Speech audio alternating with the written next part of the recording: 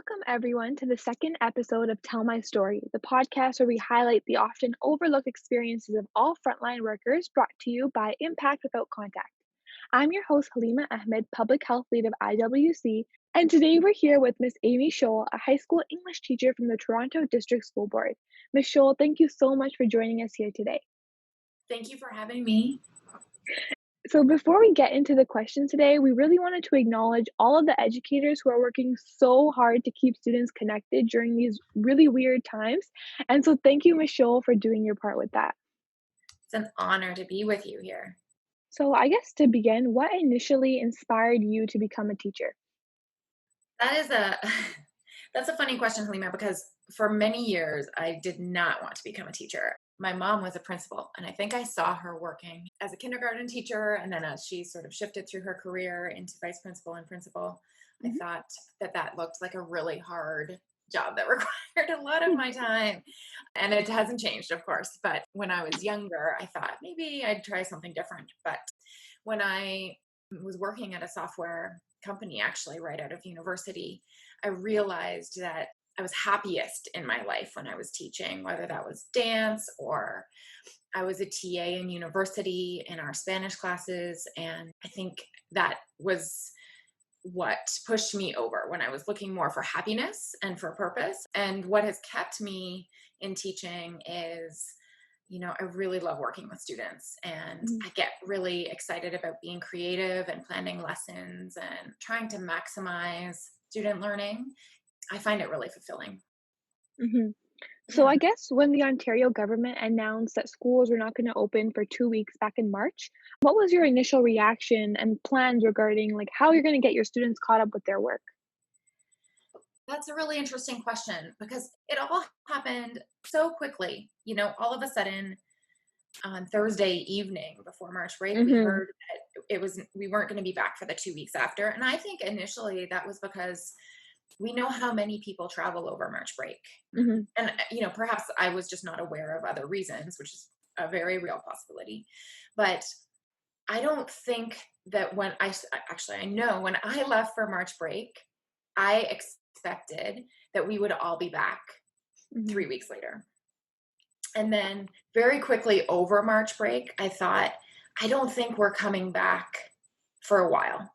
Mhm. And so I think that, it's hard to pinpoint what my initial reaction was other than shock because things changed so quickly. Yeah. But was I worried right away about getting students caught up on work? I actually think I was excited for students to have a little bit of time to take care of themselves, if I'm Mhm. honest.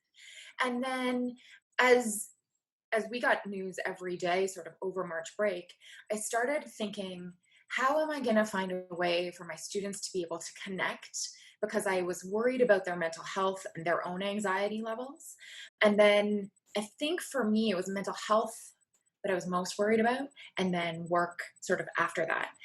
And I know that even over March break, I put out on our Google Classroom opportunities to do check ins with my Yeah. students. So we had a few over March break, and it was not only an opportunity to check in with one another, but also an opportunity we did some writing together.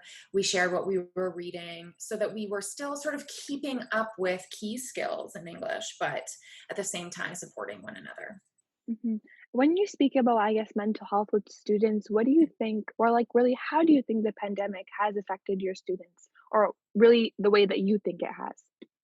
Yeah, that's that's a great question. With my own students and I think we have a range. I think we have people who thrived, to be honest with you, with a break. Mhm.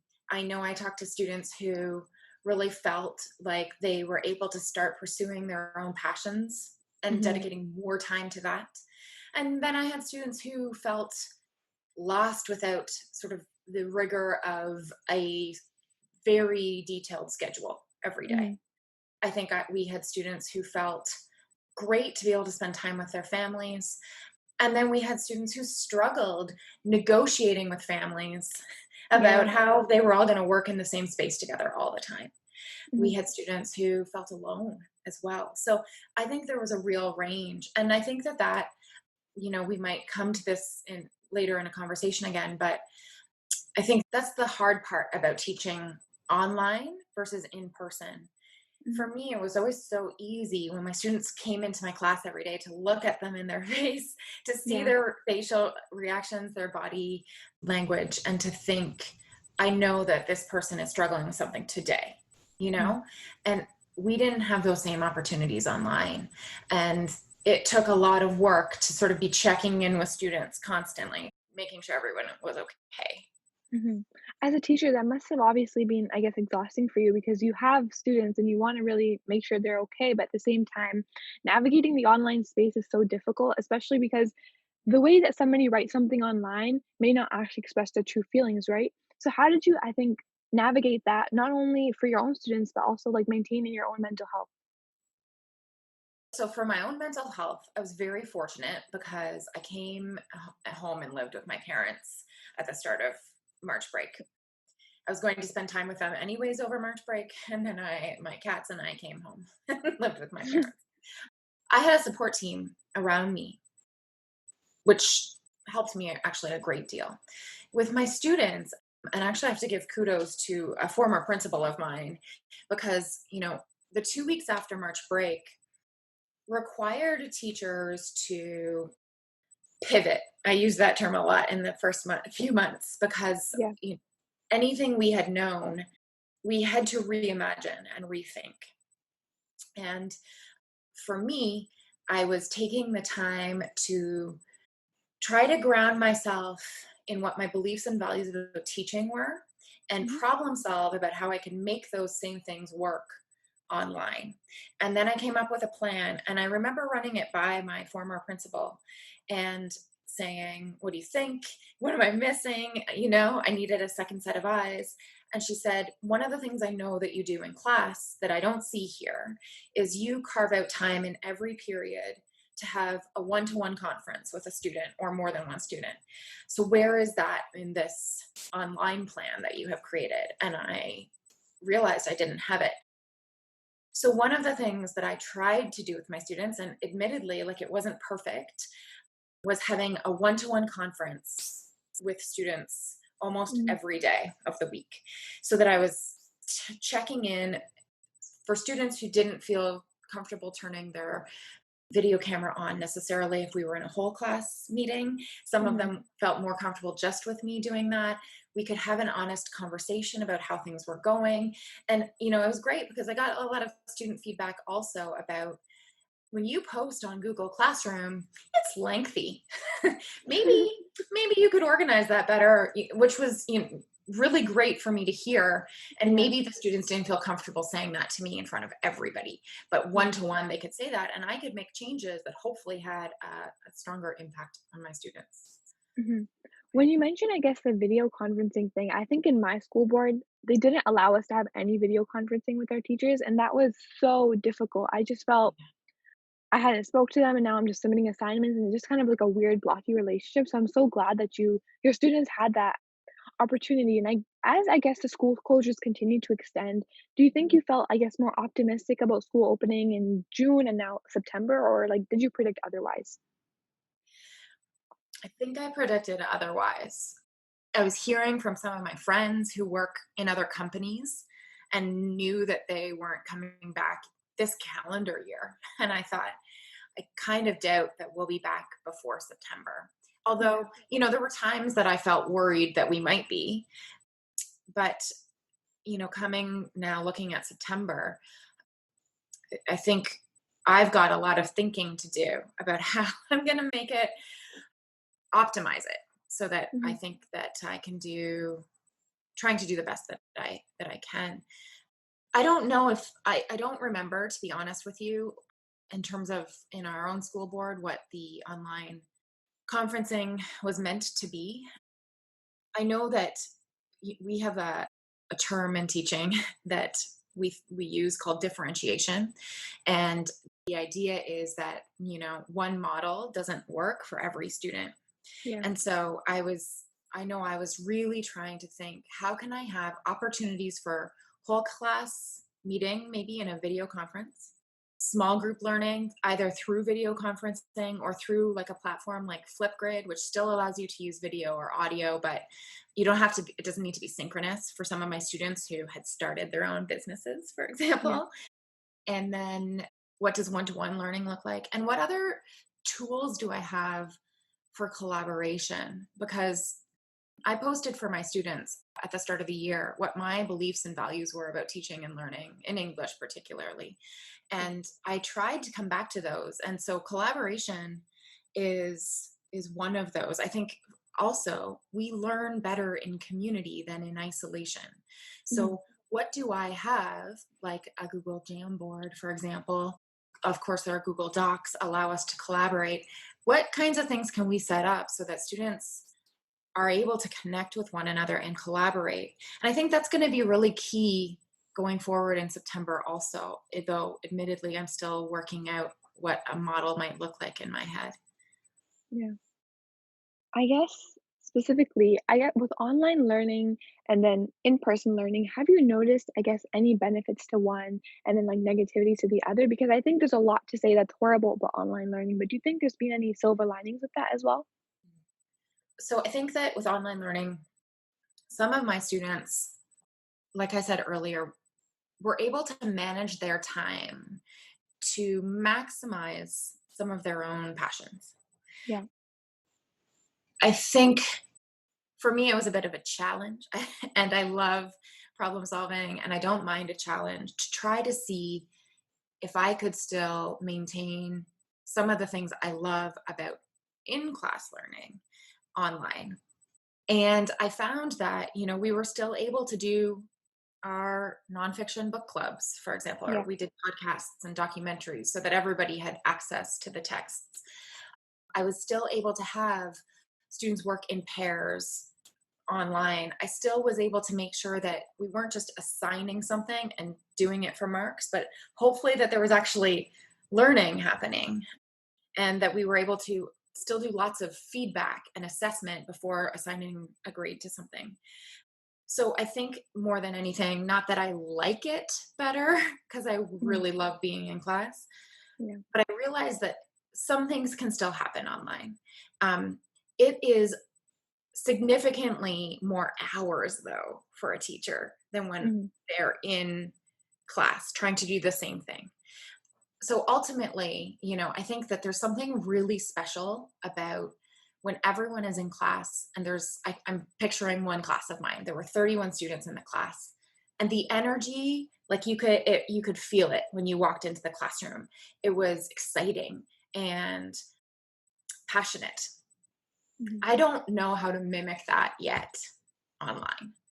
I haven't found a way to get that same energy online as I have in class, if that makes sense. Yeah, absolutely. I definitely agree with you because online learning is such a different space. And even though so many of us, like teenagers, were online all the time, navigating it with education is completely different than navigating it socially. Like, there's so many more different things to it. And I guess more segueing into like the resources that you were trying to implement with your students, do you think that the government could have done a better job in communicating with educators throughout from like March to June? With just really not only how to hold school online, but just in general, like next steps. I feel like we were in the dark most of the time. Yeah, I think that's a really interesting question. And Halima, if I'm being honest with you, I don't know that I ever particularly have relied on the government or our Ministry of Education to provide me with many tools. And that's not necessarily a put down. We exist in an institution, the education institution. It's a beast. It's huge.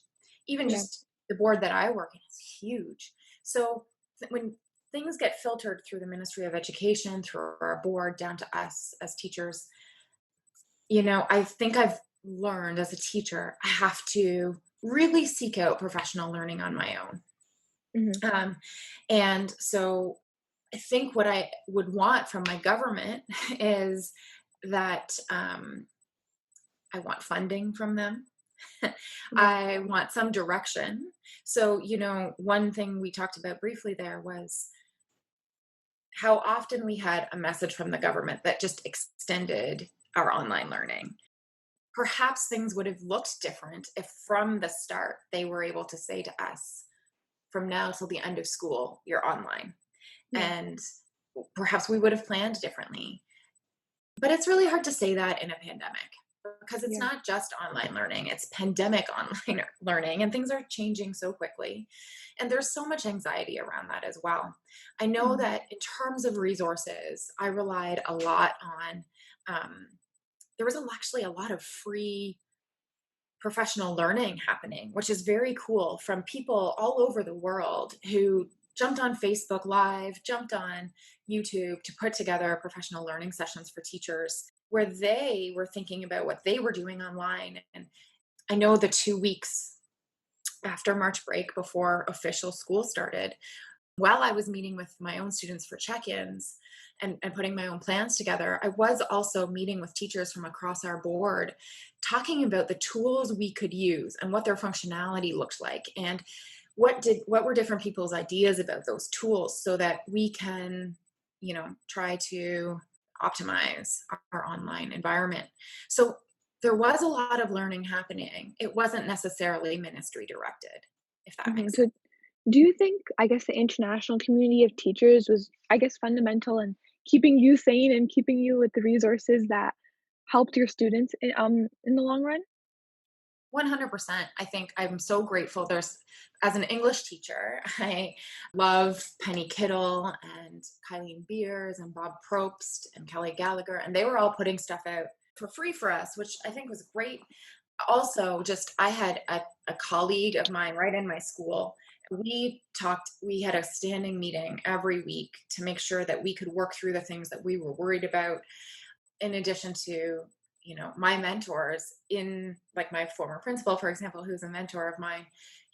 She picked up my phone call whenever I called. So I think coming together as a community is, first of all, like a core belief I just have about existing in the world. But Mhm. certainly as educators, I think that's really important. Mhm. I think it's quite, I guess, beautiful that you said that because I think as students as well, we kind of developed our own community trying to help each other out with assignments. And even with my friends, like we video call every single week because we just miss each other so much, right? And I think it's really nice that teachers kind of have that within their like educator bubble as well. And I think now the big question in the room right now is what do you think about the in-person model for September? Halima, I do feel nervous about it. And I'm trying to figure out where the anxiety comes from. I mean, I'm nervous for the health of our entire school community. I happen to teach at a school that is overpopulated, so I'm already worried about that. I'm worried for my students because we know that it's misinformation to say that students or children, youth aren't affected by coronavirus. Yeah. So I'm worried for my students. I'm worried for even for myself. I have some underlying conditions. I have arthritis. I'm worried for my colleagues. And I'm also thinking one of my jobs as a teacher is to model behavior even. And Mhm. so I have to find a way to be okay with my anxiety so that I regulate that in our classroom. I'm really thinking about how nervous my students might be coming back to school. And I know that you're going into grade 12. I'm going to be teaching grade 12s as far as I know right now, because, of course, we were all timetabled for semesters, and now we're going to be going into quadmesters. I mean, all of our timetables will be shifting again. Mhm. And so, first of all, things still feel quite up in the air. I have so many questions just related to health and safety. And then I have questions related to what's it all going to look like when I am teaching 15 students in front of me, but also providing 15 students at home with Yeah. something that feels comparable and worthwhile. And I don't know how to necessarily be in two places at once. And there's part of me that feels excited about that because it's a challenge again. And then there's part of me that feels very overwhelming. And one of the things that I've always valued is creating a community in our classroom. I want people to feel as safe as possible. It's not possible to create a completely safe classroom by any stretch of the imagination, but I do my best with that, and I want students to feel supported by one another. So we're really going to have to look in September at what does our community look like in this space so that we can respect one another's boundaries. Mhm. And I find that I'm even doing that with my friends right now as I start seeing people for like distance visits right now. The first thing I ask is, how far away from you would you like me to be? Do you feel safe if I take my mask off to have a sip of this water? Whatever it might be, it's all a negotiation. So we're really going to have to spend time setting up that environment, I think, in our classroom. And even in high school, I know that we like, as humans, some physical touch. Yeah. I'm thinking of a particular class where I had a few students who I felt like they were always like touching one another's arms or something to that effect. And so we need to have a few conversations around boundaries that feel safe for folks, I think, too. Mhm. Definitely the hybrid model, it's an interesting model, but it's also like, am I gonna go to school one day, and then what if I forget to go to school the next day? And there's, like, a lot of confusing things with Mm. that. Even within your own school, do you think there's, like, enough space for students to social distance? Because that's a question that's often brought up. I think it's going to involve careful planning. I even think about what it will look like in my classroom. I'm not a teacher who likes my students to be in rows. That's just not my personality. I Yeah, typically have my students sitting in small groups. I think it facilitates collaboration. So I've been following different teachers on Twitter and seeing in the States, as they are getting back to class in some yeah. states, what are their physical setups looking like?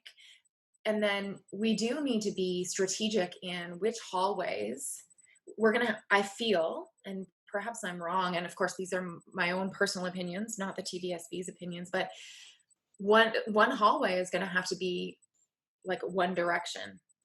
And we're really going to have to get used to that and treat one another with patience and kindness. Because I know even myself, the first time I went back into a grocery store, getting a little confused about the arrows, not confused, but it slipped my mind.